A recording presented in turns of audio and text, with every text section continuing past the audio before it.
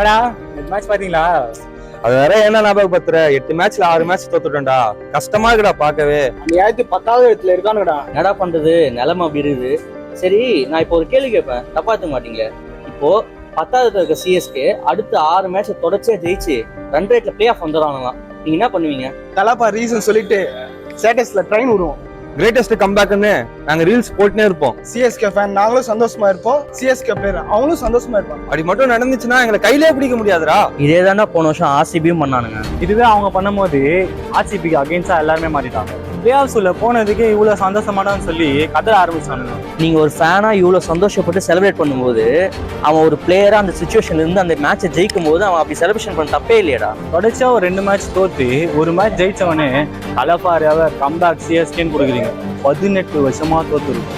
18 வருஷமா தோத்து ஒரு சீசன்ல இந்த மேட்ச் ஜெயிச்சா மட்டும்தான் பிளே ஆஃப் போக முடியும்னு நினைச்சு அந்த மேட்சை